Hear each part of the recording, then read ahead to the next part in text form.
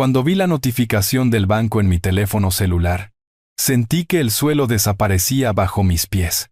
$35,000 cargados desde Dubái en mi tarjeta. Yo estaba en mi cocina, comiendo pan duro para ahorrar dinero en la cena, mientras mi hijo Alejandro disfrutaba de champán en una piscina de lujo con sus suegros, burlándose de mí. Antes de continuar, suscríbete y haz clic en la campana de notificaciones, porque publicamos nuevas historias todos los días. Deja tu me gusta y cuéntanos en los comentarios desde qué ciudad y país nos estás viendo. Mi nombre es Roberto. Tengo 65 años y he sido viudo durante 7. Mi esposa Elena murió en el 2017 tras una batalla contra el cáncer que nos dejó devastados emocional y financieramente. Desde entonces, he vivido de mi pensión de jubilación, $1,120 al mes, los cuales administro con extremo cuidado. Cada centavo cuenta cuando vives solo y sin ayuda de nadie. Era un martes, 15 de marzo del 2024, alrededor de las 4 de la tarde. Estaba sentado en mi pequeña cocina con una taza de café aguado y un trozo de pan del día anterior untado con margarina barata. Esta había sido mi rutina durante meses. Recortar gastos al mínimo absoluto. Comprar solo lo esencial en el supermercado más económico. Caminar en lugar de tomar el autobús. No me quejaba. Había aprendido a vivir con menos. A encontrar dignidad en la sencillez. Mi teléfono celular vibró con esa vibración específica que anuncia un mensaje importante. Era una notificación de mi banco. Alerta de transacción inusual. Contáctenos de inmediato. Mi corazón dio un vuelco. En todos mis años, nunca había recibido algo así. Con manos temblorosas, marqué el número en la pantalla. La voz al otro lado era profesional pero urgente. Señor Roberto. Le habla Lucía Vega del Departamento de Seguridad del banco. Necesitamos verificar una serie de cargos realizados a su tarjeta de crédito en las últimas 24 horas. ¿Se encuentra usted actualmente en Dubái, Emiratos Árabes Unidos? Dubái. El nombre resonó en mi cabeza como un sonido lejano. No, estoy en mi casa en la ciudad. ¿Qué cargos? ¿De qué está hablando? Hubo una breve pausa antes de que Lucía continuara con una voz más seria. Señor Roberto, se han realizado múltiples transacciones desde ayer por la tarde. El monto total asciende a $35,240. Los cargos incluyen 4 boletos de avión en primera clase con la aerolínea Emirates, una reserva en el Hotel Burj Al Arab por 8 noches y varios servicios adicionales en restaurantes y spas de lujo.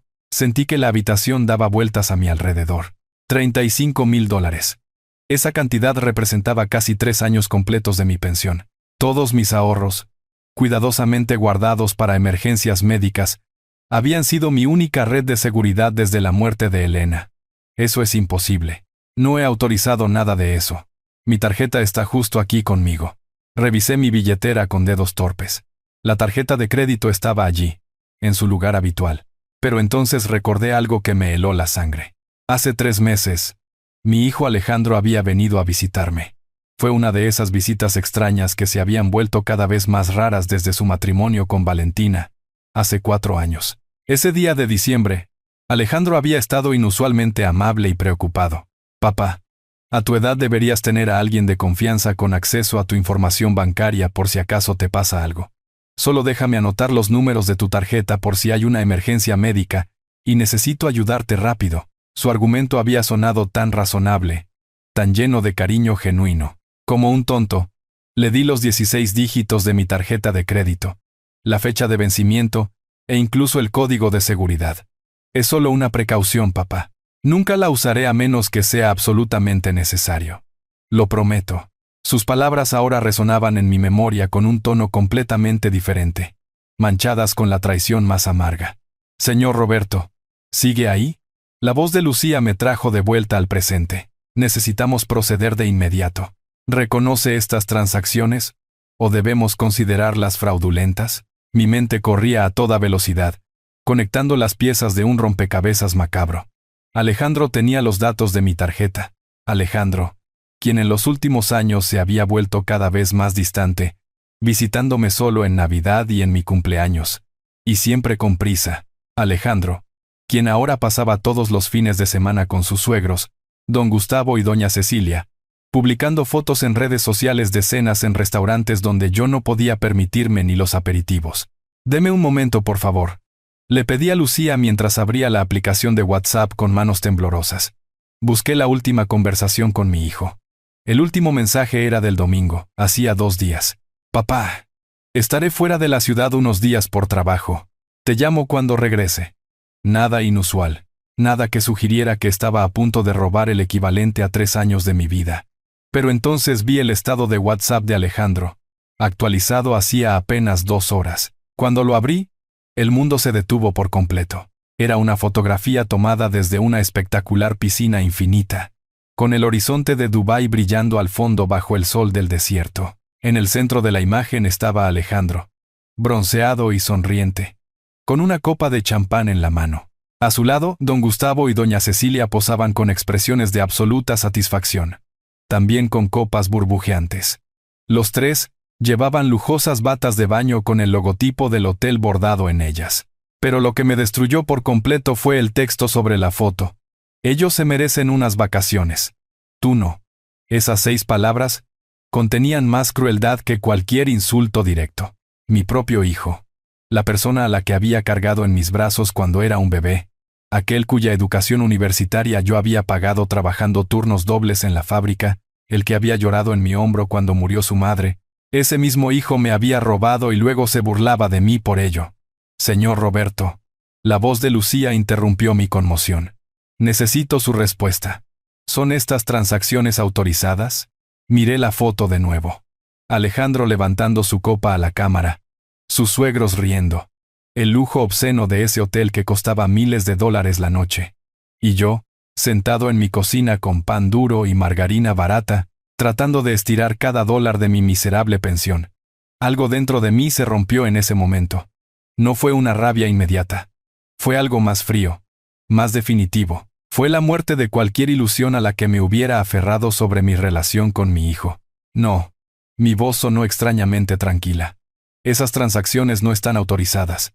Son fraudulentas. Y sé exactamente quién las hizo. Lucía me mantuvo en la línea mientras procesaba el reporte de fraude. Cada segundo se sentía como una eternidad mientras escuchaba el tecleo en su computadora. Mi cerebro comenzó a trazar el camino que me había llevado a este momento de traición absoluta. Alejandro nació en 1986, cuando Elena y yo apenas teníamos 25 años. Fue un embarazo difícil, con complicaciones que requirieron reposo absoluto durante 6 meses. Yo trabajaba 12 horas al día en la fábrica textil para cubrir los gastos médicos adicionales. Recuerdo perfectamente cómo llegaba a casa exhausto cada noche. Pero siempre encontraba la energía para masajear los pies hinchados de Elena y hablarle a su vientre sobre los sueños que teníamos para nuestro hijo. Cuando Alejandro finalmente llegó el 27 de agosto, pesando solo 2,5 kilos, pasó 3 semanas en una incubadora. Las facturas del hospital se acumularon, pero nunca dudé en pagar cada centavo. Era mi hijo. Haría cualquier sacrificio necesario. Durante su infancia, Alejandro fue un niño brillante y cariñoso. Sacaba excelentes calificaciones sin esfuerzo aparente. Los maestros siempre comentaban sobre su inteligencia natural y su capacidad para resolver problemas complejos. Elena y yo estábamos orgullosos. Soñábamos con que fuera a la universidad, algo que ninguno de los dos había podido hacer. Pero la universidad era costosa. Increíblemente costosa.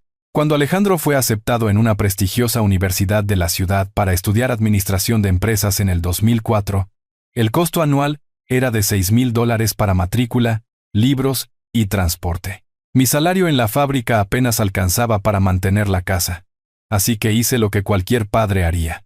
Conseguí un segundo trabajo. Durante 4 años, trabajé en la fábrica desde las 6 de la mañana hasta las 2 de la tarde. Y luego como guardia de seguridad nocturno en un centro comercial desde las 8 de la noche hasta la medianoche. Dormía a fragmentos. Comía mal. Envejecí 10 años en 4, pero Alejandro se graduó con honores en el 2008. El día de su graduación, cuando lo vi con su toga y birrete, sentí que cada hora de sueño perdida había valido la pena. Elena preparó una cena especial esa noche con sus ahorros secretos. Pollo asado, papas y su famoso flan. Alejandro nos abrazó a ambos, llorando de felicidad, prometiendo que nos pagaría por cada sacrificio, que cuidaría de nosotros cuando fuéramos mayores. Son los mejores padres del mundo. Nunca olvidaré lo que han hecho por mí. Las promesas son fáciles cuando eres joven y el futuro brilla con infinitas posibilidades. Alejandro consiguió trabajo en una firma de consultoría empresarial 3 meses después de graduarse. Su salario inicial era de $1,800 al mes. Una fortuna comparado con lo que yo ganaba después de 30 años en la fábrica. Estaba tan orgulloso de él. Empezó a visitarnos todos los domingos para el almuerzo, siempre trayendo un pequeño regalo. Vino, dulces, flores para su madre. Todo cambió cuando conoció a Valentina en el 2019 durante una conferencia de negocios en la costa oeste. Ella trabajaba en mercadotecnia para una firma importante. Venía de una familia adinerada de la zona más exclusiva de la ciudad. Sus padres, Gustavo y Cecilia, eran dueños de 3 concesionarios de autos de lujo. Vivían en un departamento de 180 metros cuadrados valorado en más de $1 millón. La primera vez que Alejandro nos habló de Valentina, noté un cambio en su tono. Ya no era mi hijo hablando de una chica que le gustaba. Era alguien impresionado, casi intimidado por el mundo al que ella pertenecía. Su familia tiene conexiones importantes, papá. El padre de Valentina conoce a media ciudad. Esto podría ser muy bueno para mi carrera. Cuando finalmente conocimos a la familia de Valentina en una cena formal en su casa un mes después, entendí que habíamos perdido a nuestro hijo. La casa era un museo de riqueza. Pinturas originales en las paredes, muebles que costaban más que todo nuestro departamento. Una bodega de vinos que don Gustavo presumía valía más de $50,000. Durante esa cena, doña Cecilia me preguntó a qué me dedicaba. Cuando expliqué que trabajaba en una fábrica textil, su expresión cambió sutilmente. No dijo nada grosero, pero la forma en que intercambió miradas con su marido lo dijo todo. Su hija estaba saliendo con alguien de una clase inferior. Alejandro se casó con Valentina en julio del 2020. La boda fue en un hotel de lujo, pagada enteramente por los suegros. Cuando don Gustavo anunció durante el brindis que habían gastado $80,000 en la celebración, sentí una mezcla de asombro y tristeza. Nosotros habíamos ofrecido contribuir con $5,000 de nuestros ahorros, pero Gustavo rechazó la oferta con una sonrisa condescendiente. No se preocupen por eso. Esto es lo menos que podemos hacer por nuestra princesa. Después del matrimonio, las visitas de Alejandro se volvieron esporádicas. Primero dejó de venir todos los domingos, luego cada 2 semanas, luego solo en ocasiones especiales. Siempre tenía excusas. Reuniones de trabajo, compromisos sociales con sus suegros, viajes de fin de semana. Elena lo notaba, pero no decía nada. La vi llorar en silencio varias veces cuando pasaba otro domingo sin que nuestro hijo apareciera. Dale tiempo, Roberto. Está construyendo su vida en su matrimonio. Es normal que nos vea menos. Pero yo sabía que era algo más. No era solo tiempo o distancia física. Era una distancia emocional. Una reescritura silenciosa de quién era importante en su vida. Cuando Elena enfermó en el 2016, Alejandro vino al hospital 3 veces en 8 meses.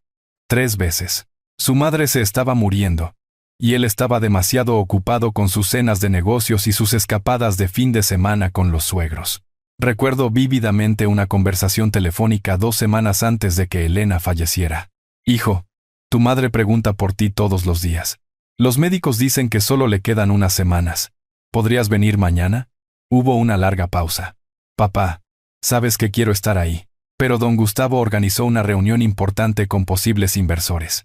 Es crucial para mi ascenso. Iré el fin de semana. Lo prometo. No vino ese fin de semana. Llegó 2 días después del funeral con Valentina y sus suegros. Durante el velorio, escuché a doña Cecilia comentarle a una amiga. Qué lástima, tan joven. Pero bueno, al menos ahora Alejandro podrá concentrarse completamente en su futuro sin estas preocupaciones. Preocupaciones. Así llamó a la muerte de mi esposa. Después del entierro, Alejandro me abrazó brevemente. Lo siento, papá. Sé que no estuve tan presente como debería, pero estaré más presente ahora. Te lo prometo. Otra promesa vacía que se desvaneció como el humo. En los siguientes 3 años, lo vi quizás 15 veces.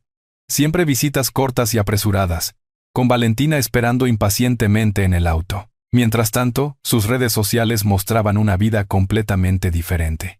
Cenas semanales en casa de sus suegros. Vacaciones en la playa con ellos. Celebraciones de Navidad en su mansión decorada profesionalmente. Hace 6 meses, en septiembre del 2023, vi una publicación que me rompió el corazón. Era el cumpleaños de don Gustavo. Alejandro había escrito: «Feliz cumpleaños al mejor suegro y segundo papá que alguien podría desear.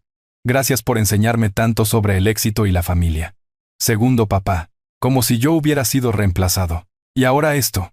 Ahora literalmente me había robado, gastando en 8 días de lujo lo que yo había ahorrado a través de años de sacrificio, gastándolo en las mismas personas que lo habían alejado de mí. Las personas que lo habían convertido en alguien capaz de escribir: «Ellos se merecen unas vacaciones, tú no», sobre la foto de su traición. «Señor Roberto». Lucía habló de nuevo. «He bloqueado temporalmente su tarjeta. He iniciado una investigación de fraude. ¿Desea presentar una denuncia formal contra la persona responsable?». Miré la fotografía en mi teléfono otra vez. Mi hijo brindando con champán mientras yo masticaba pan duro. Sí, mi voz era puro hielo. «Quiero presentar una denuncia formal y quiero que me devuelvan cada $. Después de colgar con Lucía, me senté en la cocina durante casi 1 hora, mirando esa fotografía en mi teléfono. Cada detalle me quemaba. Las sonrisas arrogantes, el lujo descarado, la burla explícita, pero necesitaba entender exactamente qué había hecho mi hijo con mi dinero antes de decidir mis siguientes pasos. Abrí mi aplicación bancaria con dedos temblorosos. La página de transacciones tardó unos segundos en cargar. Y cuando lo hizo, sentí como si me hubieran golpeado en el estómago. Ahí estaba, línea tras línea de transacciones, documentando la traición con precisión brutal. 4 boletos de primera clase desde nuestra ciudad hasta Dubái. Ni siquiera había tenido la decencia de volar en clase económica. No, mi dinero tenía que financiar asientos que se convertían en camas totalmente planas, champán ilimitado y menús diseñados por chefs de renombre. 15 de marzo. 1:17 de la tarde. Hotel Burj Al Arab. $10,000. Reserva completa por 8 noches. Busqué rápidamente ese hotel en mi vieja computadora. La habitación más barata costaba $1,200 la noche. $1,200. Eso era más que toda mi pensión mensual. Y Alejandro había reservado algo aún más caro. Probablemente una suite con vistas panorámicas y servicio de mayordomo las 24 horas. Luego vinieron las compras y servicios adicionales. Cada uno un cuchillo en mi espalda. 15 de marzo. 2 de la tarde. Restaurante submarino de lujo. $2,400. Busqué el lugar. Un restaurante bajo el agua dentro del hotel donde servían langosta y caviar mientras los tiburones nadaban tras el cristal. Una sola comida costaba más que 2 meses de mi presupuesto para alimentos. 16 de marzo, 10 de la mañana. Spa de lujo. $3,500. Tratamientos de lujo para 4 personas. Masajes con piedras calientes. Envolturas corporales de oro de 24 quilates. Faciales de caviar. Mientras a ellos los untaban con productos que costaban más que mi alquiler, yo fregaba mis platos con la misma esponja desgastada que había estado usando durante 6 meses, porque comprar una nueva me parecía un gasto innecesario. 16 de marzo. 7 de la tarde. Restaurante sobre el mar. $1,900. Otra cena extravagante. Esta vez en un restaurante construido sobre pilotes en el mar. 17 de marzo. 11 de la mañana. Centro comercial de Dubái. Tienda de marca de lujo. $2,800. Por supuesto, el robo inicial no era suficiente. Ahora también estaban comprando ropa de diseñador con mi dinero. Imaginé a doña Cecilia eligiendo un bolso que costaba lo mismo que lo que yo gastaba en comida durante medio año. 17 de marzo. 4 de la tarde. Parque acuático VIP. $400. Entradas preferenciales para el parque acuático más famoso de la zona. No podían conformarse con entradas regulares. 18 de marzo. 8 de la noche. Restaurante exclusivo. Otro festín. Mientras yo calculaba si podía permitirme comprar fruta fresca esa semana, la lista continuaba. Safari de lujo en el desierto. Compras en el mercado de oro. Excursión privada a la ciudad vecina. Cada transacción era una declaración de que mi vida, mi bienestar y mi futuro no significaban absolutamente nada para él. El total exacto era $35,240. Una cifra tan específica que la grabé en mi memoria como un tatuaje en el cerebro. Esa cantidad representaba mucho más que dinero. Era el resultado de 3 años de privaciones extremas después de la muerte de Elena. 3 años de comprar siempre las marcas más baratas en el supermercado. 3 años de no encender la calefacción hasta que el frío me dolía en los huesos. 3 años de no comprar ropa nueva, surciendo calcetines rotos y usando el mismo abrigo que tenía desde el 2010. 3 años de rechazar invitaciones de viejos colegas de la fábrica para tomar una cerveza porque cada dólar contaba. ¿Y para qué fue todo ese sacrificio? Para que mi hijo pudiera financiar unas vacaciones de lujo para impresionar a sus suegros. Para que don Gustavo y doña Cecilia pudieran presumir ante sus amigos ricos sobre el yerno atento, que los llevaba a hoteles de 7 estrellas. Miré la fotografía de nuevo. Esta vez me obligué a analizarla con más detalle, buscando cualquier elemento que pudiera usar más tarde. Alejandro llevaba gafas de sol nuevas de marca, probablemente compradas con mi dinero. Su traje de baño tenía un logotipo de diseñador visible. Las batas del hotel eran de un blanco inmaculado. Gustavo sostenía su copa de champán con esa expresión de superioridad que había perfeccionado a lo largo de los años. Cecilia sonreía ampliamente, sus dientes blanqueados profesionalmente brillando bajo el sol del desierto. Ambos tenían bronceados perfectos, sin duda del tipo que se consigue en salones de belleza de alta gama antes del viaje. Pero fue Valentina quien finalmente captó mi atención. Estaba ligeramente fuera del cuadro principal, pero visible. Y en su rostro vi algo que los otros no mostraban: incomodidad. Sus ojos miraban hacia otro lado. Su sonrisa parecía forzada. Era una expresión sutil. Pero tras décadas de observar a la gente en mi trabajo, había aprendido a leer el lenguaje corporal. ¿Sabía ella que este viaje estaba siendo financiado con dinero robado? ¿Le había mentido a Alejandro diciendo que yo había dado permiso? ¿O simplemente no le importaba de dónde venía el dinero, siempre y cuando pudiera disfrutar del lujo? Mi teléfono vibró con un mensaje. Era Alejandro. Mi pulso se aceleró al abrir la conversación. «Papá, traté de llamarte, pero no contestas. ¿Todo bien por allá? Te llamo cuando regrese la próxima semana. Abrazos». La próxima semana. Planeaba seguir disfrutando de mi dinero durante 5 días más, antes de siquiera molestarse en hablar conmigo. Y la pregunta casual, ¿todo bien por allá?, era la cereza del pastel. Como si realmente le importara mi bienestar después de robarme y humillarme públicamente. Mis dedos se movieron sobre el teclado casi por voluntad propia. Escribí, y borré 3 respuestas diferentes. La primera era un grito de rabia y dolor. La segunda era una súplica patética, preguntando por qué me había hecho esto. La tercera era una amenaza directa de acción legal. Pero al final, no envié ninguna. Algo dentro de mí, tal vez el último rastro de dignidad que me quedaba, me dijo que no mostrara mis cartas todavía. Si Alejandro pensaba que yo no sabía nada, si creía que podía regresar tranquilamente y enfrentar solo una conversación incómoda sobre un malentendido con la tarjeta, entonces estaba gravemente equivocado.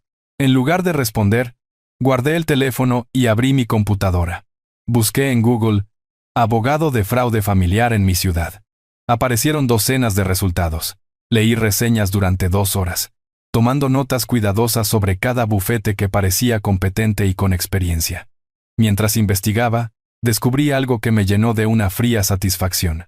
En nuestro estado, el uso no autorizado de una tarjeta de crédito, incluso por un miembro de la familia, constituye el delito de fraude o apropiación indebida. Las penas podían ir desde multas considerables hasta prisión, dependiendo de la cantidad robada. $35,000 definitivamente calificaban como una suma significativa. También aprendí que tenía derecho a presentar una denuncia penal sin importar que fuera mi hijo. La fiscalía podía proceder incluso si yo luego quería retirar los cargos.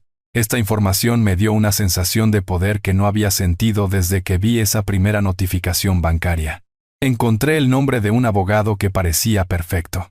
El licenciado Marcelo Torres, especializado en Derecho Penal y Civil con más de 20 años de experiencia. Su sitio web mostraba casos exitosos de fraude familiar, recuperación de activos y acuerdos extrajudiciales. Las reseñas de clientes anteriores eran excelentes, describiéndolo como meticuloso, estratégico y compasivo con las víctimas.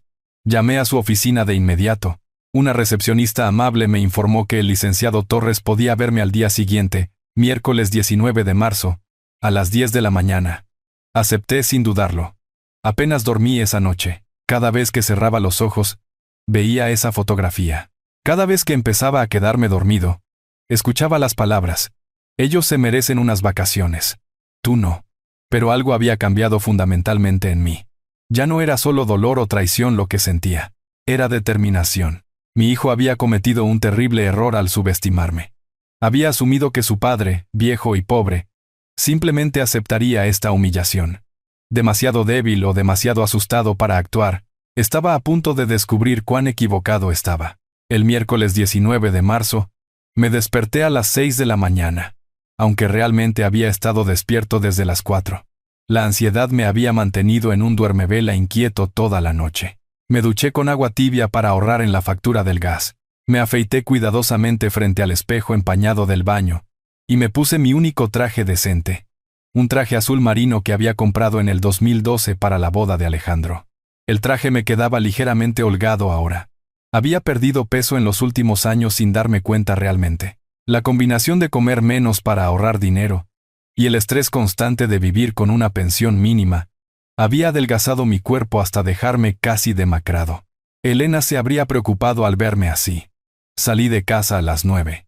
Aunque la oficina del licenciado Torres estaba a solo 20 minutos a pie, necesitaba tiempo para organizar mis pensamientos, para asegurarme de no olvidar ningún detalle importante. Llevaba una carpeta donde había impreso todos los estados de cuenta bancarios, capturas de pantalla de la conversación con Alejandro y la fotografía de Dubái. También había escrito a mano una cronología detallada de los eventos. La oficina estaba ubicada en una avenida principal, en un edificio elegante pero no ostentoso. Subí en el ascensor al tercer piso, donde una placa dorada anunciaba Torres y Asociados, abogados. La recepción era sobria. Paredes color crema, muebles de madera oscura, diplomas enmarcados que daban fe de la experiencia del bufete. La recepcionista, una mujer de unos 40 años llamada Patricia, según su etiqueta, me saludó con una sonrisa profesional. Buenos días, señor Roberto. El licenciado Torres lo está esperando. Por favor, sígame. Marcelo Torres era un hombre de unos 55 años. Cabello gris perfectamente peinado, anteojos de montura fina, y un traje que probablemente costaba más que todos mis muebles juntos. Pero cuando me estrechó la mano, su agarre fue firme y cálido. Sus ojos marrones mostraban una empatía genuina. Señor Roberto, por favor siéntese. Patricia mencionó brevemente su situación por teléfono. Fraude con tarjeta de crédito cometido por un familiar cercano. Lamento mucho que esté pasando por esto. Su voz era firme, tranquilizadora. Cuénteme en detalle qué pasó. Durante la siguiente hora, le conté toda la historia. No omití nada. Le hablé de cómo había criado a Alejandro, los sacrificios financieros para pagar su educación, la creciente distancia después de su matrimonio con Valentina, cómo le había confiado los datos de mi tarjeta creyendo en su palabra. Le mostré cada documento, cada captura de pantalla, cada transacción detallada. Marcelo tomaba notas meticulosas en su computadora portátil, haciendo ocasionalmente preguntas específicas. Le dio los datos de la tarjeta por escrito o verbalmente. ¿Hay algún registro de la conversación donde prometió usarla solo para emergencias? ¿Alejandro ha intentado contactarlo desde Dubái? Cuando llegué a la parte de la fotografía con el mensaje, ellos se merecen unas vacaciones y tú no. Marcelo dejó de escribir y me miró directamente. Señor Roberto, eso constituye no solo una admisión implícita de uso no autorizado, sino también evidencia de intención maliciosa. Es un elemento muy valioso para el caso. Continuó explicando la situación legal con claridad. Estamos ante un delito de fraude agravado por abuso de confianza. Las leyes del Estado establecen penas de prisión de 1 a 6 años para este tipo de casos. Dado que la cantidad supera los $35,000, es una suma significativa. Las circunstancias agravantes incluyen el parentesco y el abuso deliberado de confianza. Me recosté en la silla, procesando la información. Prisión. Mi hijo podría ir a prisión por lo que me había hecho. Una parte de mí sintió una oscura satisfacción ante esa posibilidad. Otra parte, la que aún recordaba al niño que había sido, se encogió dolorosamente. Marcelo percibió mi conflicto interno. Señor Roberto, entiendo que esto es extremadamente difícil. Es su hijo, pero necesito que entienda algo fundamental. Lo que Alejandro ha hecho no es solo un error o una mala decisión. Es un delito grave.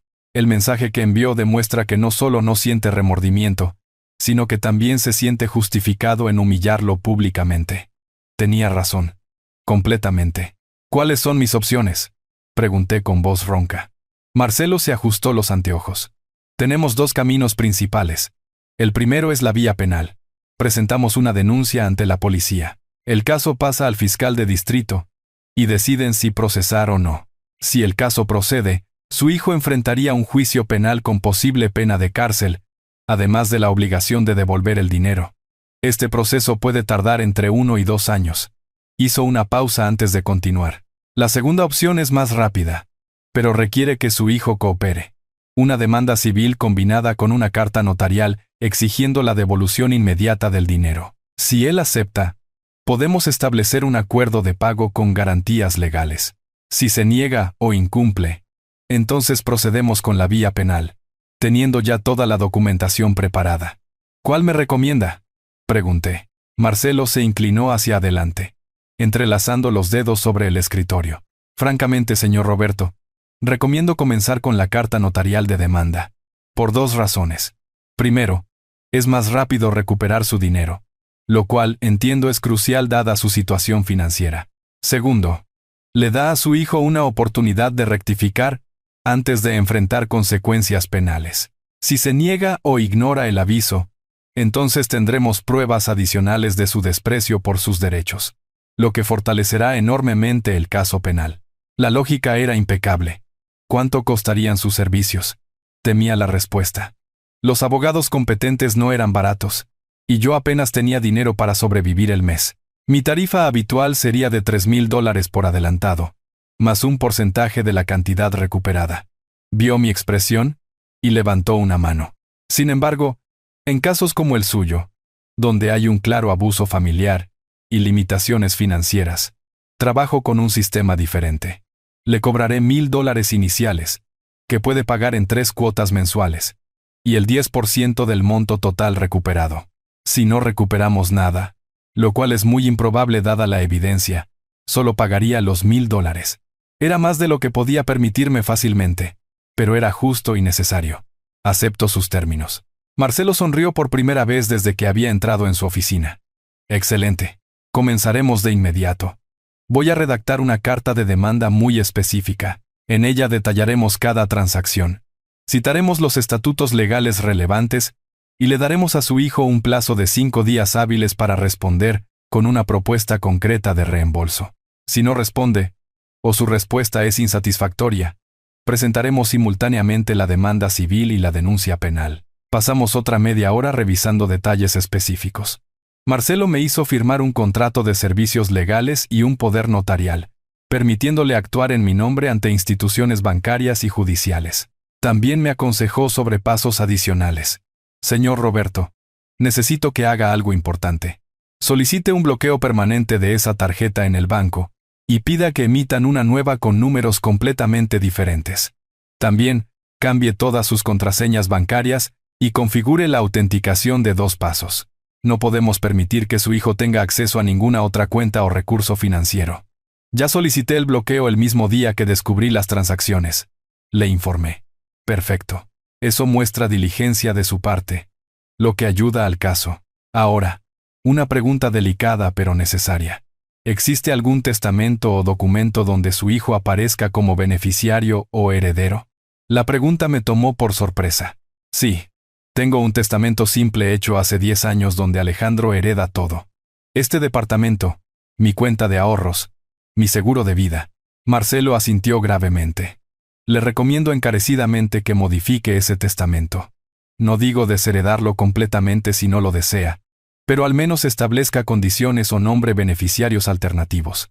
En casos como este, he visto situaciones donde el hijo continúa abusando financieramente porque sabe que eventualmente heredará todo de todos modos. Sus palabras me golpearon fuerte. Nunca había considerado esa perspectiva. Había calculado a Alejandro que podía robarme y humillarme porque, al final, ¿todo sería suyo de todos modos cuando yo muriera? Haré los cambios necesarios, prometí con voz firme. Salí de la oficina de Marcelo a las 11:30 de la mañana, sintiéndome extrañamente energizado. Por primera vez desde que había recibido esa llamada del banco, no me sentía como una víctima indefensa. Tenía un plan. Tenía un aliado profesional. Tenía pruebas irrefutables. Caminé hasta el banco más cercano E hice exactamente lo que Marcelo había sugerido. Solicité una nueva tarjeta con números completamente diferentes. Configuré todas las medidas de seguridad adicionales disponibles. Cambié mis contraseñas usando combinaciones que Alejandro nunca podría adivinar. Esa noche, sentado en mi cocina con un plato de lentejas baratas pero reconfortantes, repasé mentalmente todo lo que había logrado en un solo día. La carta de demanda llegaría a manos de Alejandro en los próximos días, y entonces, la batalla comenzaría de verdad. Mi teléfono vibró. Otro mensaje de Alejandro. Papá, sigue todo bien. No me has contestado. Volamos de regreso el domingo. Hablamos entonces. Esta vez, sí respondí. Pero solo 2 palabras. Hablamos entonces.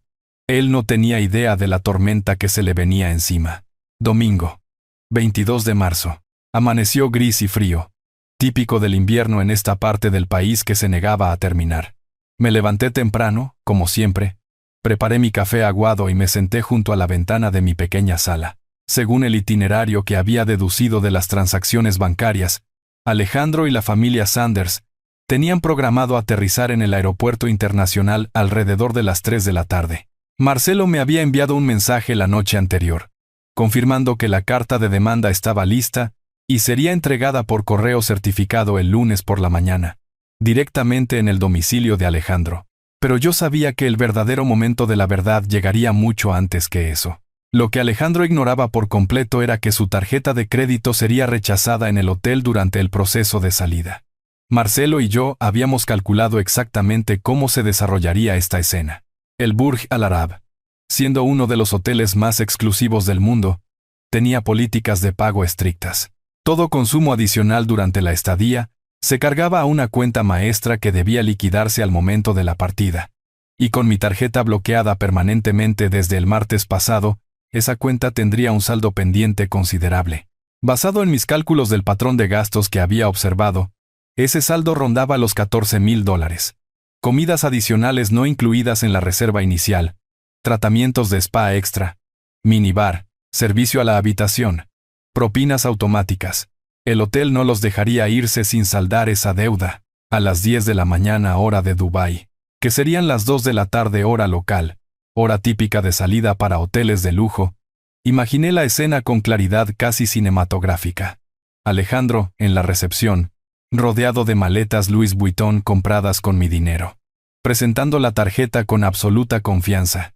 El empleado pasándola por la terminal, la pausa incómoda, el segundo intento, la expresión cortésmente preocupada del recepcionista. Disculpe, señor, pero la tarjeta ha sido rechazada. ¿Tiene otro método de pago? Mi teléfono sonó exactamente a las 10:23 de la mañana. Era Alejandro. Observé la pantalla vibrando en la mesa de la cocina, su nombre parpadeando insistentemente. Dejé que sonara 5 veces completas antes de contestar. Quería que sintiera esa ansiedad creciente, esa primera verdadera punzada de pánico. Sí. Mi voz era neutral, casi aburrida. Papá, gracias a Dios, contestas. La voz de Alejandro estaba tensa, rápida, con ese tono agudo que siempre adoptaba cuando estaba nervioso. Papá, hay un problema con tu tarjeta. Estamos en el hotel tratando de hacer el check-out y la tarjeta no pasa. ¿Podría el banco haberla bloqueado por error? ¿Podrías llamarlos y autorizar los cargos? Tomé un sorbo lento de mi café antes de responder. La tarjeta no está bloqueada por error, Alejandro. Hubo un silencio breve pero pesado. ¿Qué quieres decir? No es un error. Papá, necesito que arregles esto ahora. Tenemos un vuelo que tomar en 5 horas. Lo que quiero decir, respondí, con una calma que me sorprendió incluso a mí, es que yo personalmente solicité un bloqueo permanente de esa tarjeta el martes pasado. Inmediatamente después de recibir la notificación del banco sobre $35,240 cargados sin mi autorización desde Dubái, el silencio que siguió fue absoluto. Podía escuchar ruido de fondo, voces murmurando en árabe e inglés, el tintineo de equipaje moviéndose, el eco característico del vestíbulo de un hotel elegante. Pero Alejandro no decía nada. Continué, mi voz ganando un filo que no sabía que poseía. También recibí una fotografía muy interesante desde una piscina. Una foto donde tú, tu esposa y tus queridos suegros brindaban con champán, con un mensaje particularmente memorable. Ellos se merecen unas vacaciones, y tú no. ¿Te suena familiar, hijo? Papá, escucha. Puedo explicarlo. Su voz se había vuelto suplicante, desesperada. No hay nada que explicar, Alejandro. Usaste mi tarjeta sin permiso para financiar unas vacaciones de lujo para los Sanders. Gastaste en 8 días lo que yo ahorro en 3 años de privaciones. Y luego tuviste el descaro de burlarte de mí públicamente. Ahora enfrenta las consecuencias. Cada palabra salió como un trozo de hielo. Pero papá, estamos atrapados aquí. El hotel no nos dejará ir hasta que paguemos $14,000. $14,000. No tengo ese dinero disponible ahora mismo. El límite de mi tarjeta de crédito es solo de $5,000. ¿Qué se supone que debo hacer? La ironía era deliciosa. ¿Qué se supone que debes hacer? Resuélvelo tú mismo, como el adulto que eres. Porque parece que ellos se merecían unas vacaciones de lujo. Pero tú te mereces esta lección sobre robarle a tu propio padre. Escuché un llanto ahogado al otro lado. Luego voces de fondo. Claramente Gustavo y Cecilia, preguntando qué pasaba. Alejandro les respondió en murmullos, probablemente tratando de ocultar la verdadera naturaleza del desastre. Papá, por favor. Estaba llorando abiertamente ahora. No puedes hacernos esto. Valentina está aquí. Sus padres están aquí. Esto es humillante. ¿Sabes lo ridículos que nos vemos frente a todo el personal del hotel? ¿Humillante? Mi voz se elevó por primera vez. ¿Quieres hablarme de humillación, Alejandro? Déjame hablarte de humillación. Humillación es comer pan duro para ahorrar $3 en comida, mientras tu hijo gasta $2,000 en una sola cena. Humillación es usar ropa remendada y calcetines rotos, mientras tu hijo compra bolsos de marca de $3,000. Humillación es trabajar 2 trabajos durante 4 años para pagar tu universidad, sacrificando mi salud y mi futuro, para que 30 años después me robes y te burles de mí públicamente. No quería lastimarte, papá. Fue solo que don Gustavo y doña Cecilia habían estado hablando de ir a Dubái durante años. Valentina estaba tan emocionada. Yo pensé que podría pagarte poco a poco, sin que te dieras cuenta. Fue un error de juicio, pero no fue malicioso. Su capacidad para justificar lo injustificable era asombrosa. ¿No fue malicioso? Entonces explica el mensaje en la fotografía. Explica cómo esas palabras crueles y deliberadas no fueron maliciosas. Eso fue. Estaba borracho. Doña Cecilia había estado comentando durante el almuerzo sobre cómo nunca habías viajado a ningún lugar interesante. Cómo tu vida era tan pequeña y limitada. Me enojé con ella. Aunque no lo mostré. Creo que escribí eso como una forma retorcida de... No sé, papá. Fue estúpido, imperdonable. Lo siento tanto. Las excusas seguían llegando, cada una más patética que la anterior. Pero lo que realmente me llamó la atención fue la admisión accidental. Doña Cecilia había estado criticando mi vida frente a mi propio hijo. Y él, en lugar de defenderme, había elegido convertir esa crítica en un insulto público dirigido a mí. Tus disculpas no significan nada ahora, Alejandro. El lunes recibirás una carta notarial formal de mi abogado. En ella se detallan las acciones legales que estoy tomando y tus opciones para devolver el dinero robado. Te sugiero que la leas con mucho cuidado. ¿Abogado? Papá, no puedes hablar en serio. Soy tu hijo. ¿Realmente vas a demandarme por esto? ¿Realmente voy a recuperar cada centavo que me robaste? Ya sea por acuerdo voluntario o por orden judicial. La elección es tuya. Don Gustavo había tomado el teléfono. Su voz retumbó con esa arrogancia característica que había perfeccionado durante décadas de éxito empresarial. Señor Roberto, habla Gustavo Sanders. Creo que esta situación se ha salido de control. Obviamente, ha habido un malentendido con respecto al uso de su tarjeta. Como un gesto de buena voluntad. Y para resolver este incidente desafortunado, estoy dispuesto a cubrir personalmente los gastos pendientes del hotel para que todos podamos regresar al país civilizadamente. Luego podemos sentarnos como familia y discutir una solución razonable. La audacia era impresionante. Señor Sanders, no hay ningún malentendido. Mi hijo robó $35,000 de mi cuenta y los gastó principalmente en ustedes. Usted y su esposa son cómplices conscientes de ese robo, habiendo disfrutado de servicios pagados con dinero obtenido fraudulentamente. Si quiere pagar la deuda del hotel, adelante. Eso no cambia el hecho de que exijo la devolución total de los $35,000.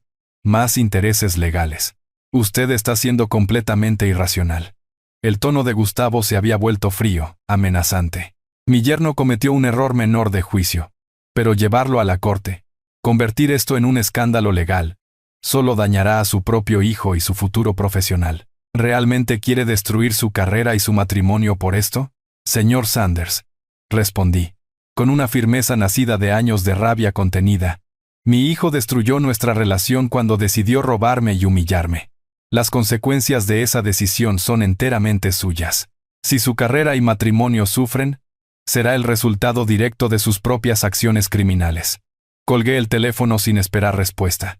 Mis manos temblaban ligeramente, pero no por miedo o duda, era pura adrenalina. Por primera vez en años, me había defendido completamente. Había establecido límites claros. Había demostrado que tenía columna vertebral. El teléfono comenzó a sonar de inmediato. Alejandro. Otra vez. Lo ignoré. Llamó 6 veces más en los siguientes 15 minutos. Luego llegaron los mensajes. Súplicas desesperadas. Promesas de reembolso inmediato. Garantías de que nunca volvería a suceder. Leí cada uno con desapego clínico, sin responder a ninguno. A la 1 de la tarde, recibí una llamada de un número desconocido con código de área de los Emiratos. Dudé un momento antes de contestar. Señor Roberto, una voz femenina con acento británico. Llamo del Departamento de Gestión de Cuentas del Burj Al Arab. Mi nombre es Leila Hassan. Tenemos 4 huéspedes estadounidenses que han indicado que usted podría ayudar a resolver una situación con su factura pendiente. Señorita Hassan, respondí cortésmente. Esos huéspedes utilizaron mi información de pago sin autorización. He bloqueado permanentemente esa tarjeta y no tengo intención de cubrir ningún cargo relacionado con su estadía. Entiendo, señor. Solo quería confirmar la situación. Los huéspedes permanecerán en nuestras instalaciones hasta que el saldo pendiente de $14,300 sea resuelto. Hemos contactado a la embajada para informarles de la situación según el protocolo. Gracias por informarme. La responsabilidad es enteramente de ellos. Después de colgar, me preparé un almuerzo sencillo. Sopa enlatada y una manzana. Mientras comía, reflexioné sobre lo que acababa de hacer. Había dejado a mi hijo varado en otro país, incapaz de pagar su deuda, enfrentando la humillación pública que tanto temía. Una parte pequeña y persistente de mí se preguntó si había ido demasiado lejos. Pero entonces, recordé la fotografía. Recordé el mensaje cruel. Recordé todos los años de distancia y desprecio apenas disimulado. Recordé cómo había priorizado constantemente a los Sanders sobre su propio padre. No había ido demasiado lejos. Apenas estaba comenzando. Durante las siguientes 48 horas, mi teléfono se convirtió en un instrumento de tortura para Alejandro. Las llamadas llegaban con regularidad obsesiva. Cada media hora el domingo por la tarde, cada hora durante la noche, otra vez cada 30 minutos a partir del lunes por la mañana. Ignoré sistemáticamente a todos. Los mensajes eran una montaña rusa emocional. Comenzaron con súplicas. Papá, por favor, necesitamos hablar. Esto es una pesadilla. Estamos durmiendo en el vestíbulo del hotel. No nos dejan salir ni acceder a las habitaciones. Luego, se volvieron desesperados. Han llamado a la policía de Dubái. Pueden arrestarnos por deuda fraudulenta. ¿Quieres que tu hijo vaya a la cárcel en un país extranjero? Luego oscilaron hacia la ira. Esto es abuso de poder. Eres un viejo amargado que no soporta ver a su hijo feliz. Y finalmente, volvieron a rogar. Te pagaré hasta el último centavo. Lo juro por la memoria de mamá. Solo ayúdanos a salir de aquí. Leer ese último mensaje, donde se atrevía a invocar el nombre de Elena, casi me hizo responder. Pero Marcelo me había aconsejado firmemente mantener silencio absoluto hasta después de que la carta notarial formal fuera entregada. Cualquier comunicación prematura puede interpretarse como una voluntad de negociar informalmente, lo que debilita nuestra posición legal. Me había explicado.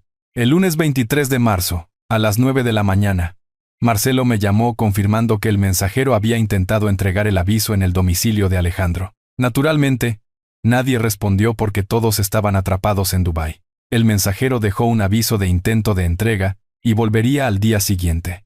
Perfecto, comentó Marcelo con satisfacción profesional. Esto documenta oficialmente nuestro intento de comunicación formal. Cuando finalmente lo reciba, no podrá alegar que fue tomado por sorpresa. Esa tarde, recibí una llamada de Valentina. Era la primera vez que hablaba conmigo directamente desde que todo explotó. Su voz sonaba rota, agotada. Señor Roberto, soy Valentina. Sé que tiene todo el derecho de estar furioso con Alejandro. Pero por favor, le ruego que considere que yo no tuve nada que ver con esta decisión. Alejandro me dijo que usted había dado permiso para usar la tarjeta. Nunca habría aceptado venir si hubiera sabido la verdad. Su tono sonaba genuino. Y por un momento, sentí una punzada de compasión. ¿Realmente creíste que yo, con mi miserable pensión, habría regalado felizmente $35,000 para unas vacaciones de lujo para tus padres? Hubo una larga pausa. Alejandro me dijo que había recibido un bono especial en el trabajo. Dijo que quería usar parte de ese dinero y pedir prestado el resto a usted. Que usted había aceptado porque estaba feliz de verlo tener éxito. Yo le creí. Soy una idiota. Lo sé. ¿Y el mensaje en la fotografía? ¿Fue esa también idea de Alejandro? ¿Hacer parecer que yo había autorizado el ridículo público? No vi ese mensaje hasta después de que Alejandro lo publicó. Cuando lo confronté, dijo que era una broma interna entre ustedes dos. Algo sobre su sentido del humor compartido. Señor Roberto, estoy empezando a darme cuenta de que mi esposo me ha mentido sobre muchas cosas. La rabia en su voz cuando dijo, mi esposo era palpable. Tal vez Valentina realmente había sido otra víctima de las manipulaciones de Alejandro. O tal vez era una actriz consumada tratando de salvar el pellejo de su marido. Ya no sabía qué creer sobre nadie conectado con mi hijo. Señora Valentina, usé su nombre deliberadamente. Agradezco que me llame. Pero mi posición no ha cambiado. Su esposo cometió un delito grave. Las consecuencias seguirán su curso legal establecido. Mis padres consiguieron un préstamo de emergencia para pagar la deuda del hotel, dijo rápidamente. Como si esa información pudiera cambiar algo. Nos están cobrando un 18% de interés anual porque es un préstamo express sin garantía. Estaremos endeudados por años. No es suficiente castigo. El castigo no es mi responsabilidad determinarlo. Las consecuencias naturales de las malas decisiones tampoco son mi problema a resolver. Su esposo eligió este camino. Ahora debe recorrerlo hasta el final. Colgué, sintiendo una extraña mezcla de satisfacción y tristeza. Satisfacción, porque me mantenía firme. Tristeza, porque todo esto representaba la muerte final de la relación padre-hijo que una vez tuvimos. El martes 24, por la tarde, Marcelo me informó que Alejandro finalmente había aterrizado en la ciudad. Los Sanders habían conseguido el préstamo de emergencia, pagado al hotel y tomado el primer vuelo disponible. Ahora viene la parte interesante, comentó Marcelo con un tono casi alegre. Tan pronto como llegue a casa, recibirá nuestro aviso, y tendrá que leerlo sin el escudo protector de la distancia geográfica. La carta de demanda que Marcelo había redactado era una obra maestra de precisión legal y presión psicológica. Abarcaba 7 páginas densamente detalladas. Comenzaba con un encabezado formal. Demanda formal de restitución por apropiación indebida y uso fraudulento de instrumento financiero. Luego procedía a enumerar cada transacción específica con fecha, hora, ubicación y monto exacto. Cada restaurante, cada compra, cada servicio. Todo documentado con números de referencia bancaria y códigos de autorización. Era imposible negar o minimizar la escala del robo cuando se presentaba con tal detalle clínico. La tercera sección citaba extensamente los artículos relevantes de los estatutos estatales. Fraude agravado. Circunstancias agravantes por abuso de confianza familiar. Apropiación indebida. Cada cita incluía las penas correspondientes. Sentencias de prisión de 1 a 6 años. Multas proporcionales. Posible inhabilitación profesional. La sección 4 detallaba las demandas específicas. Restitución total de $35,240, más intereses legales calculados desde la fecha de cada transacción, lo que llevaba el total a aproximadamente $36,500. También incluía los costos legales ya incurridos y proyectados. La quinta sección fue la que más disfruté cuando Marcelo me la leyó. Establecía 2 opciones claramente diferenciadas. Opción A. El demandado puede proponer un plan de restitución voluntaria dentro de 5 días hábiles, tras recibir este aviso. Este plan debe incluir un cronograma de pagos específico, garantías reales o bancarias, y un compromiso notarial de cumplimiento. La aceptación de esta opción evitará procedimientos penales inmediatos. Opción B. Si el demandado no responde dentro del plazo establecido, o si la respuesta es considerada insatisfactoria por el demandante y su representación legal, procederemos simultáneamente con una demanda civil ejecutiva y una denuncia penal presentada ante la Fiscalía del Distrito. Esta acción incluirá una solicitud de embargo preventivo sobre los bienes y cuentas bancarias del demandado. La sección final era un golpe maestro psicológico. Incluía reproducciones a color de la fotografía de la piscina con su mensaje cruel, capturas de pantalla de las conversaciones donde Alejandro prometía usar la tarjeta solo para emergencias, y un análisis detallado de cómo el patrón de gastos demostraba premeditación y planificación deliberada del fraude. El miércoles 25 de marzo, a las 11 de la mañana, mi teléfono literalmente explotó de actividad. Alejandro había recibido el aviso. Las llamadas llegaban cada 2 minutos. Los mensajes eran frenéticos, incoherentes. 6 páginas de documentos legales. ¿Hablas en serio? ¿Fiscalía del Distrito? ¿Un embargo de mis cuentas? Papá, esto es una locura. Lo dejé desahogarse durante 3 horas sin responder. Quería que sintiera esa impotencia absoluta, esa sensación de gritar al vacío sin recibir ninguna respuesta. Exactamente como yo me había sentido durante años, cuando mis necesidades emocionales y financieras eran sistemáticamente ignoradas. A las 2 de la tarde, Marcelo recibió un correo electrónico del abogado que Alejandro había contratado apresuradamente. Su nombre era Fernando Vargas, según su firma. El mensaje era cordial, pero claramente escrito por alguien que sabía que su cliente no tenía una defensa sólida. Estimado colega, licenciado Torres, represento al señor Alejandro en el asunto de referencia. Mi cliente reconoce que hubo un grave malentendido con respecto al uso de la tarjeta de crédito de su padre. Está dispuesto a negociar términos razonables de restitución. ¿Podríamos programar una reunión para discutir opciones mutuamente aceptables? Marcelo me leyó el correo por teléfono, con tono claramente divertido. Note el lenguaje. Malentendido en lugar de robo. Términos razonables en lugar de reembolso total. Este abogado sabe que tiene una mano perdedora y está tratando de minimizar los daños. ¿Qué respondemos?, pregunté. Nada todavía. Los mantendremos esperando hasta mañana. Deje que Alejandro pase otra noche sin dormir preguntándose qué haremos. La ansiedad es nuestra aliada en este momento. Esa noche, por primera vez en semanas, dormí profundamente. Soñé con Elena. En el sueño, ella tomaba mi mano y me decía: «Hiciste lo correcto, mi amor». A veces el verdadero amor significa establecer consecuencias firmes. Cuando desperté el jueves por la mañana, sentí una claridad absoluta. No había vuelta atrás. No habría reconciliación fácil. Alejandro tendría que ganarse cada centímetro de perdón, si es que ese día llegaba alguna vez. Y honestamente, no estaba seguro de que llegara. El jueves 26 de marzo fue el día en que todo cambió definitivamente. Marcelo había programado una reunión en su oficina para las 4 de la tarde con el abogado de Alejandro, el licenciado Vargas. Yo debía llegar media hora antes para revisar la estrategia y asegurar que mantuviéramos una posición absolutamente inquebrantable. Mientras me preparaba esa mañana, afeitándome frente al espejo oxidado del baño, noté algo extraño. Mi reflejo mostraba a un hombre diferente al que había sido hace solo 2 semanas. Había perdido esa expresión derrotada, esa caída de hombros que delataba años de resignación silenciosa. Ahora mis ojos tenían un brillo duro y determinado. Mi espalda estaba recta. Parecía alguien que finalmente había reclamado su dignidad. Llegué a la oficina de Marcelo a las 3:30 en punto, y él ya tenía todo preparado en su escritorio. Copias de la carta de demanda, estados de cuenta completos, la cronología detallada de eventos, y un nuevo documento que no había visto antes. «Roberto, antes de que lleguen, necesito mostrarte algo», dijo Marcelo, empujando el documento hacia mí. He estado investigando la situación financiera de Alejandro a través de canales legales disponibles. Esto es información pública de registros comerciales y presentaciones corporativas.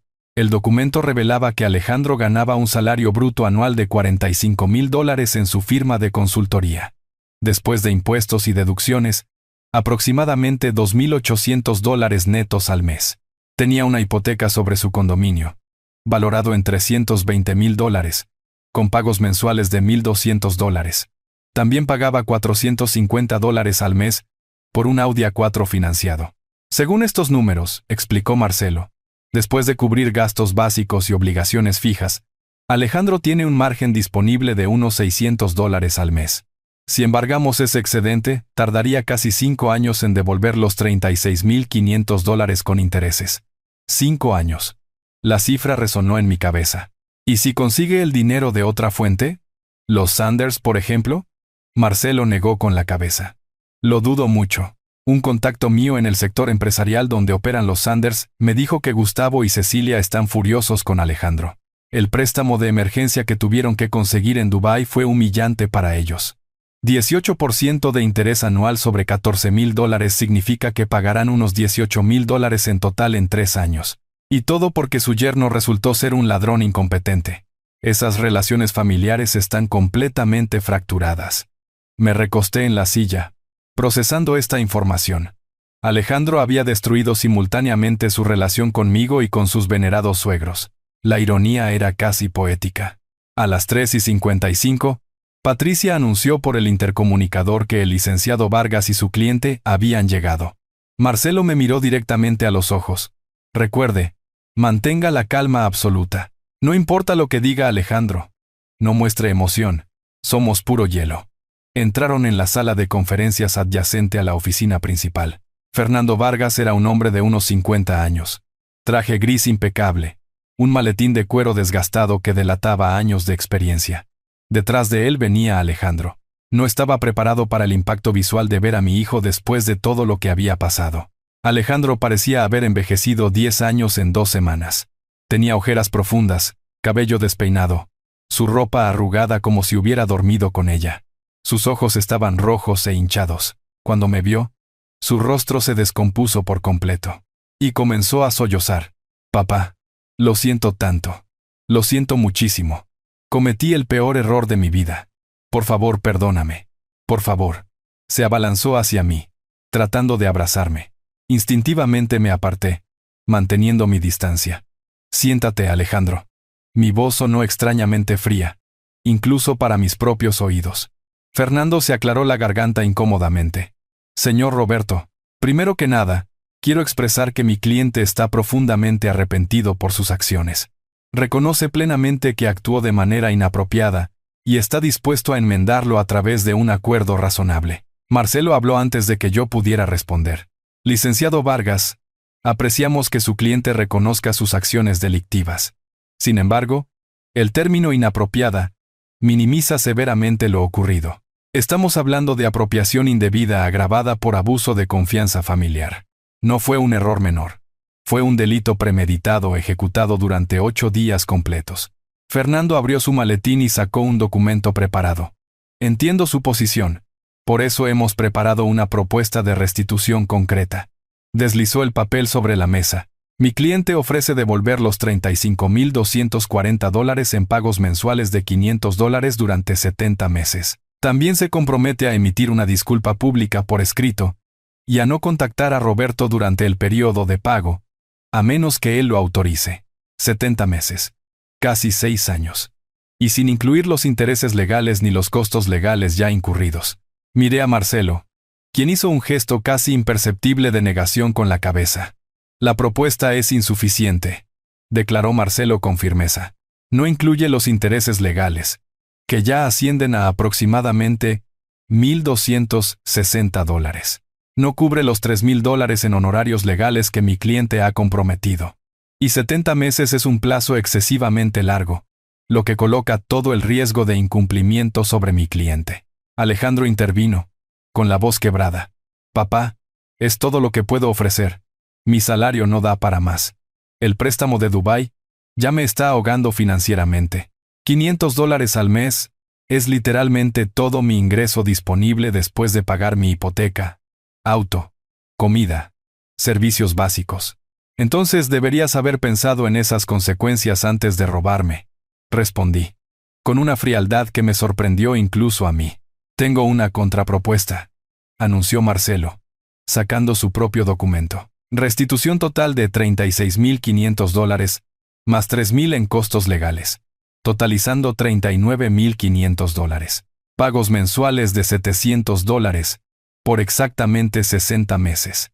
Si se retrasa en 2 pagos consecutivos, el saldo restante total vence inmediatamente. Y procederemos con el embargo legal de bienes. Además, Roberto será eliminado formalmente como beneficiario de cualquier testamento, póliza de seguro de vida o cuenta bancaria donde el señor Alejandro lo haya designado. Y finalmente, una renuncia expresa a cualquier herencia futura del patrimonio de Roberto. El silencio que siguió fue tan espeso que se podía cortar con un cuchillo. Alejandro miraba el documento como si estuviera leyendo su propia sentencia de muerte. Fernando frunció el ceño, haciendo cálculos mentales rápidos. $700 al mes es imposible, protestó Fernando. Según el análisis financiero que hemos hecho, mi cliente no tiene esa cantidad disponible. Entonces puede vender el Audi y comprar un auto usado más barato, sugerí, sin emoción. Eso liberaría $450 al mes.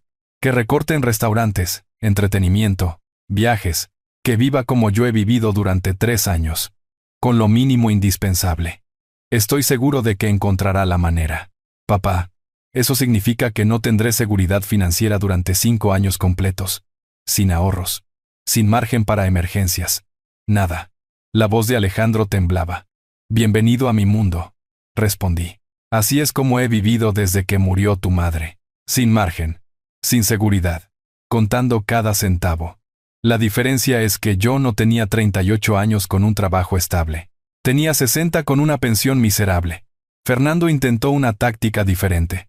Roberto, entiendo su dolor y su ira, pero esta contrapropuesta esencialmente deshereda a su único hijo por completo. ¿Realmente quiere terminar su relación familiar de manera tan absoluta? Antes de que pudiera responder, Marcelo intervino, su voz afilada. Licenciado Vargas, la relación familiar fue terminada por su cliente cuando robó a su padre, y luego se burló de él públicamente. El señor Roberto simplemente está formalizando legalmente lo que su hijo ya destruyó emocionalmente. Alejandro rompió a llorar de nuevo, esta vez con sollozos profundos que sacudían todo su cuerpo. Papá, te lo ruego, no me hagas esto. Sé que no merezco tu perdón, pero por favor, dame alguna oportunidad de recuperar tu confianza algún día. Si firmo esto, estoy admitiendo que nunca volveré a tener una relación contigo. Algo dentro de mí se fracturó al ver a mi hijo así.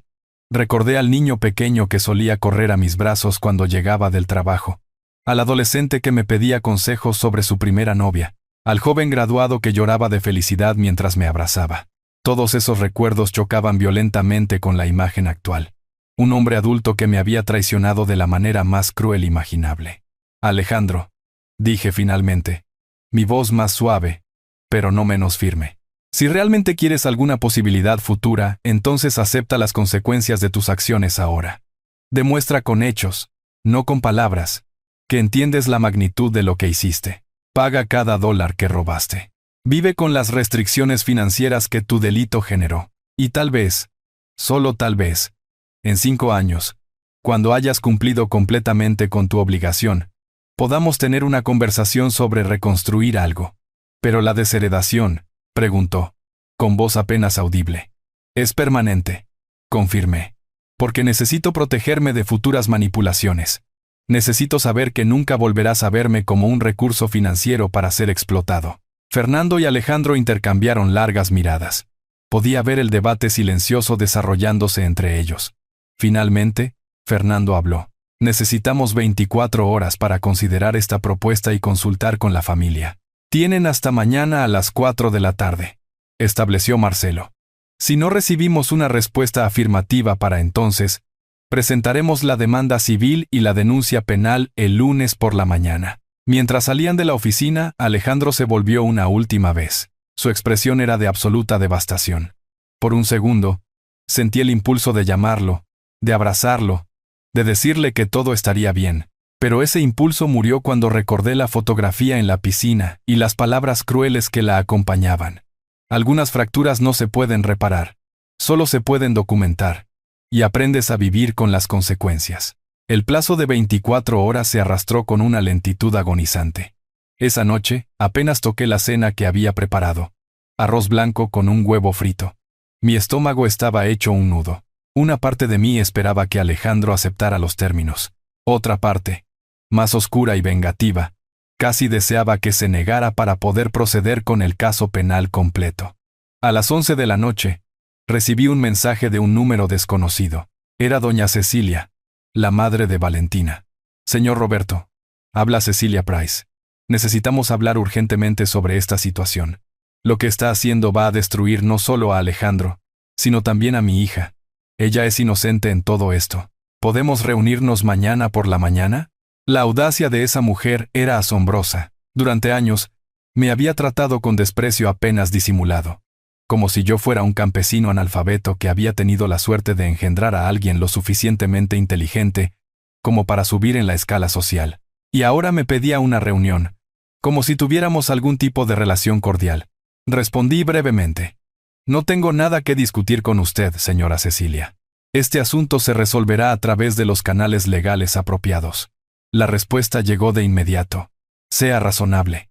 Alejandro cometió un terrible error, pero usted está siendo excesivamente cruel. Arruinará su futuro profesional, su matrimonio, su vida entera. ¿Qué clase de padre hace eso? Esas palabras encendieron algo en mí. Escribí una respuesta larga. La borré 3 veces, antes de finalmente enviar una versión más controlada. Señora Cecilia, durante 4 años, usted alejó sistemáticamente a mi hijo de mí. Lo convirtió en alguien que prioriza el lujo y las apariencias sobre los valores básicos de honestidad y respeto familiar. Usted disfrutó de unas vacaciones pagadas con dinero robado a un anciano que come pan duro para sobrevivir. No me hable de ser cruel cuando ustedes fueron cómplices activos en humillarme. Este asunto está cerrado. Bloqueé el número sin esperar respuesta. El viernes 27 de marzo amaneció gris y lluvioso. Me levanté a las 6, incapaz de fingir que podía dormir más. Hice café y me senté junto a la ventana, viendo las gotas golpear el cristal.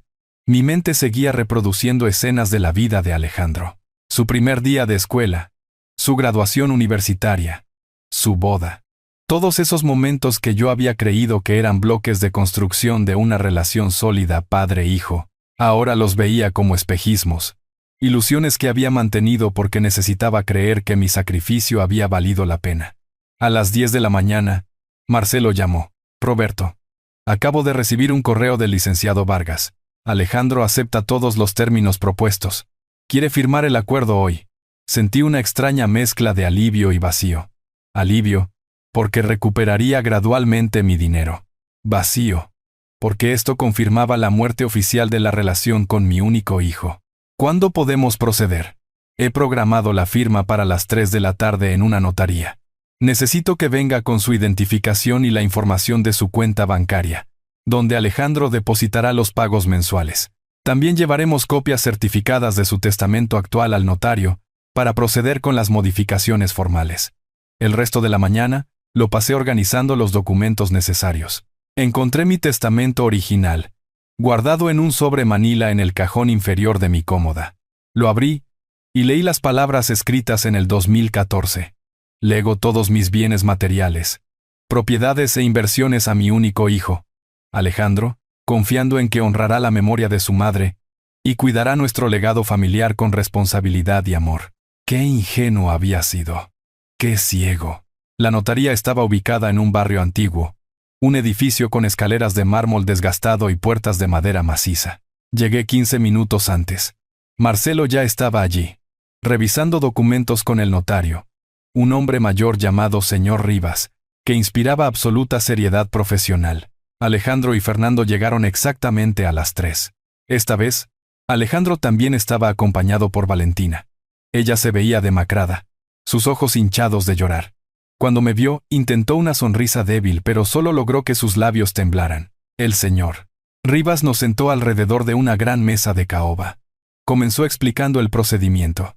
Vamos a formalizar 2 documentos legales separados pero relacionados. Primero, un acuerdo de restitución económica con garantías judiciales. Segundo, una modificación testamentaria, con exclusión específica de heredero. Procedió a leer el acuerdo de restitución en voz alta. Cada cláusula era como un clavo siendo martillado en un ataúd. El deudor, Alejandro, acepta restituir la suma total de $39,500, a través de 60 pagos mensuales consecutivos de $700 cada uno, depositados antes del 5º día de cada mes en la cuenta bancaria del acreedor, Roberto.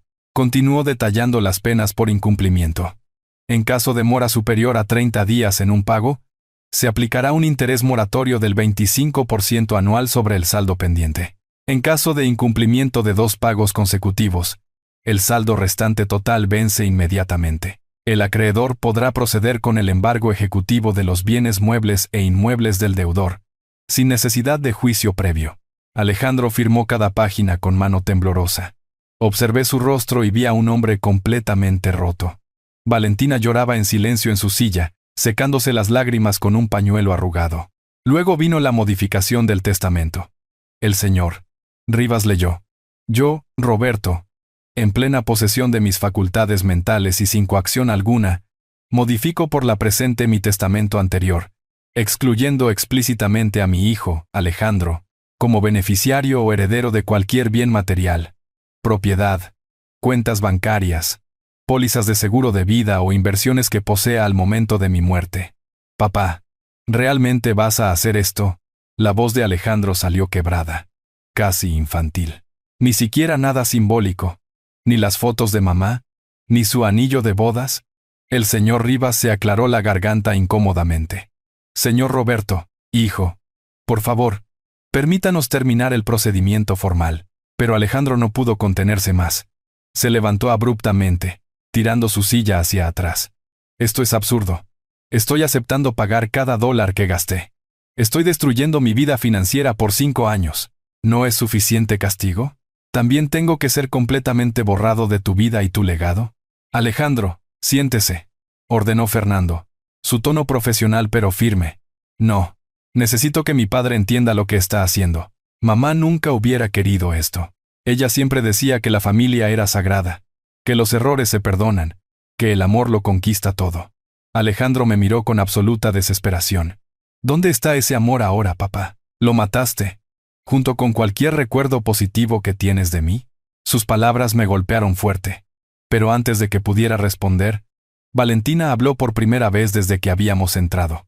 Señor Roberto, yo amaba a mi suegra, Elena, aunque apenas la conocí antes de que falleciera. Alejandro me contó todo sobre ella, su bondad, su generosidad, su capacidad infinita para perdonar. ¿Realmente cree que ella aprobaría lo que está haciendo ahora? Sentí la rabia burbujeando en mi pecho. No se atrevan a invocar el nombre de Elena para justificar nada. Si ella estuviera viva, Alejandro nunca habría hecho esto, porque habría sido el ancla moral que necesitaba. Pero ella no está aquí. Está muerta. Y cuando murió, Alejandro apenas vino a despedirse, porque estaba demasiado ocupado impresionando a los Sanders. Así que no me hablen de lo que Elena querría. El silencio que siguió fue aplastante. El señor Rivas finalmente habló, su voz suave. Caballeros, entiendo que hay emociones muy fuertes aquí, pero necesito que se calmen para que podamos completar este proceso legal adecuadamente. Alejandro se sentó lentamente de nuevo. Las lágrimas corrían libremente por su rostro, pero no hizo ningún sonido. Parecía haberse rendido por completo. El señor Rivas continuó. Con respecto a las posesiones personales con valor sentimental, como fotografías o joyas familiares, ¿desea el señor Roberto hacer alguna especificación? Miré a Alejandro. Pensé en el anillo de bodas de Elena, los álbumes de fotos de nuestra vida juntos, las cartas de amor que me había escrito cuando éramos novios. Todas esas cosas no tenían valor monetario, pero eran emocionalmente invaluables. Las fotografías y artículos personales de Elena serán donados al Museo de Historia de la ciudad después de mi muerte, declaré. Prefiero que sean preservados por una institución que los valore históricamente, en lugar de ser entregados a alguien que mostró tan poco respeto por su memoria. Alejandro hizo un sonido estrangulado, algo entre un sollozo y un gemido. Valentina lo abrazó mientras él colapsaba contra su hombro. Firmé el documento testamentario con mano firme. El señor Rivas aplicó los sellos oficiales del notario, haciendo todo legalmente vinculante e irreversible sin un nuevo proceso notarial completo. El procedimiento está completo, anunció el señor Rivas. Ambas partes recibirán copias certificadas de estos documentos dentro de 5 días hábiles. Nos levantamos para irnos. En la puerta de la notaría, Alejandro me alcanzó y me agarró del brazo. Papá, por favor, Dime que hay alguna posibilidad de que algún día podamos arreglar esto. Dime que si cumplo con este acuerdo perfectamente durante 5 años, si demuestro que he cambiado, si me convierto en el hijo que siempre debía haber sido, dime que habrá una oportunidad para nosotros. Lo miré directamente a los ojos. Vi al niño que había criado. Vi al hombre que me había traicionado.